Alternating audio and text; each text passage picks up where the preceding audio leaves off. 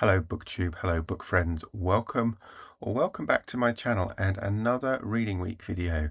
This one for the week ending the 6th of September 2025.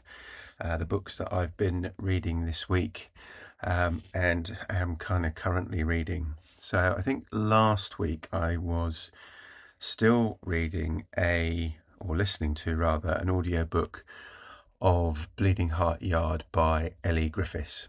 I have now finished this. It was good. It was okay. I think I mentioned some of the story, but just a quick recap. This centers around two deaths, one in the current time and then one that happened sort of 20-30 years prior. And the current death is at a school reunion where one of the attendees, who is an MP, quite famous, is found dead in the toilets, and it becomes clear that the death is suspicious. And then the other death happened when those reunion members were at that school on the kind of last day of exams. At the time, that's ruled an accident, but there is questions throughout the story as to whether it really was, and if it wasn't, what actually happened, because people's memories of the events have kind of faded over the years. The person who's murdered in the current timeline is one of the only ones who claims to have seen what happened, and so on. It's the third book in the Harbinder Core series, and once again it was quite obvious who the murderer was. And kind of listening to it, you kind of think, well, there were kind of, to my mind, gaps in the police procedure as to why the murderer managed to evade suspicion until kind of the last few chapters. But it was a good story. It was an interesting story. It was kind of, the two time periods were well linked together, and there were some interesting characters. But overall, I didn't not enjoy it, but it wasn't kind of as good as some of the others have been. And then I have carried on with the series and borrowed The Last Word from my local library on audiobook, and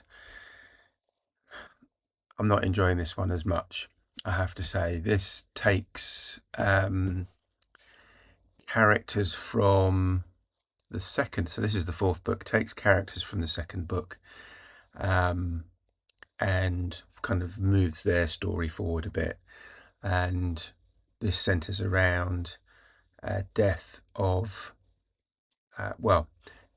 deaths of a number of writers, journalists, and so on. And I'm not that far in, so it's a bit difficult to kind of explain what may or may not be going on, but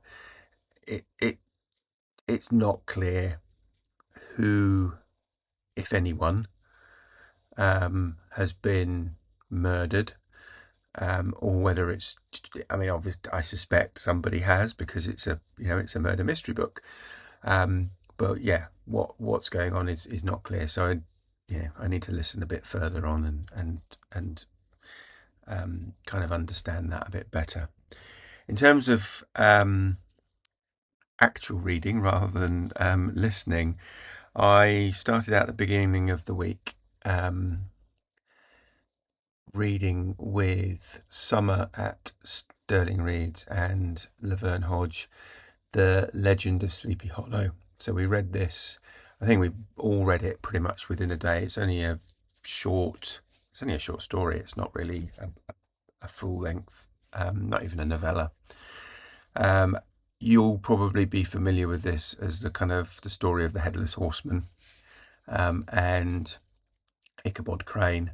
I think it's been made into numerous movies and TV series over the years.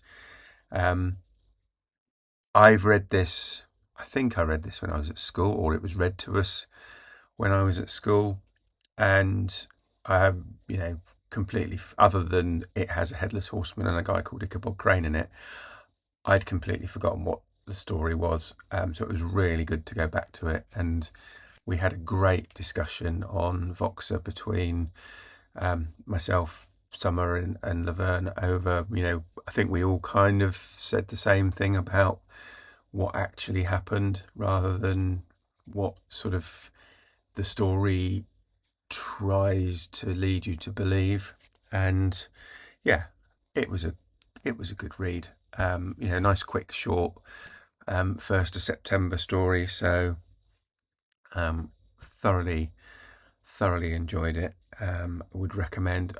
I have got a hard copy somewhere. I couldn't find it, so my copy came from Project Gutenberg. So it's free to download if you are of the mind and have the ability with a e-reader or computer or whatever to read it. So and then most of the rest of this week I have been reading for Octember, the event where we are reading books about cephalopods, so octopuses, squids, nautilus, cuttlefish, etc.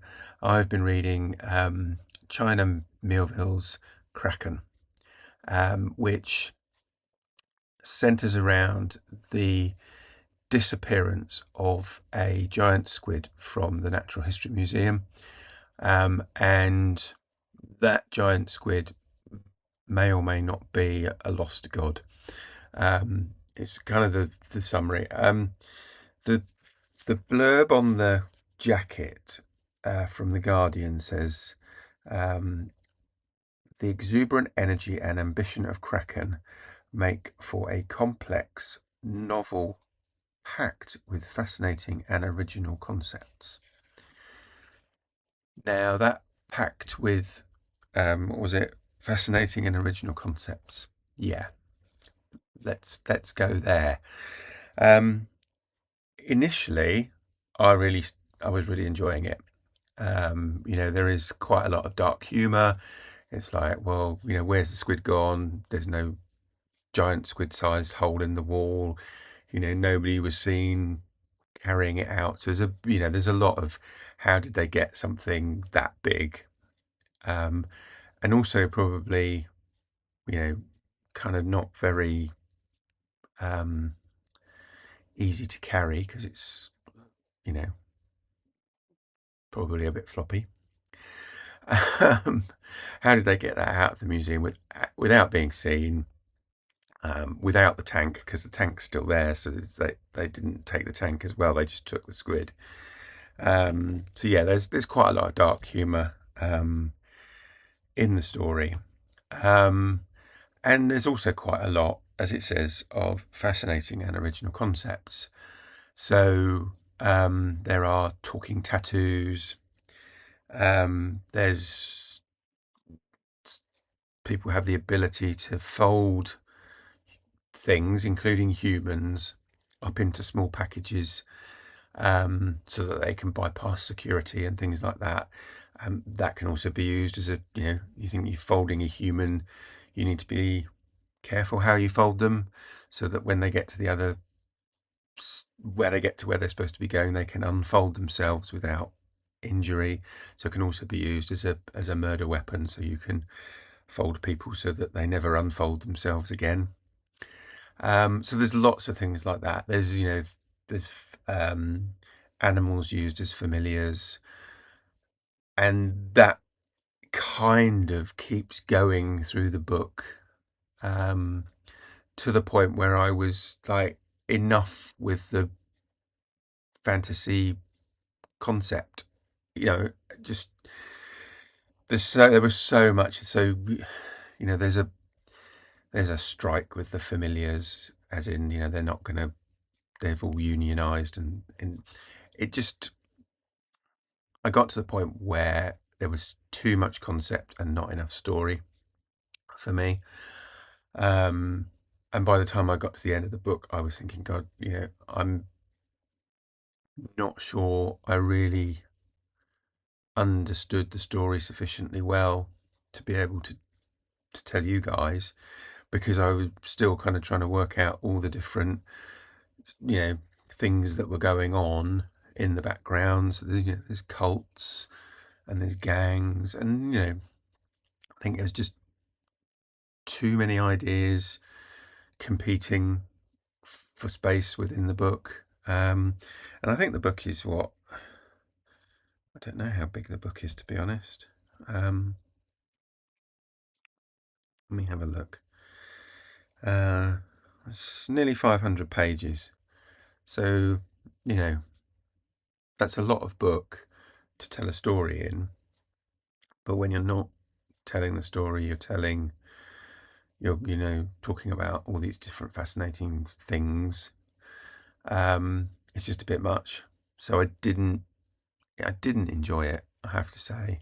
I've had the book for a really long time, actually. It's been on my Kindle for ages. So in the sense of, well, I'm glad I've read it.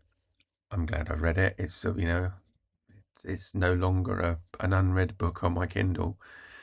But it wasn't the most enjoyable experience. So if you like that sort of thing, if you like, science fiction fantasy where there's a lot of discussion about how things work and how things are going to be done, then it's probably right up your street. But I'm happy with that so long as it's not at the expense of the story. And in this case, I think the story suffered because there was too much kind of trying to explain how all these different things worked and so on. So yeah, that was Kraken by China Miéville. And that is it. I have another audiobook for Octember to read, which I'll probably read when I finish The Last Word. So I don't know how long that's going to take me. I might have started it in a week's time. We'll see. Otherwise, I've not long finished Kraken, so I haven't really picked anything else up and started reading. So that is, I think, it for this week. So if you have been, thank you for watching. Let me know what you've been reading down below in the comments, and I will speak to you again next time. Take care. Bye-bye.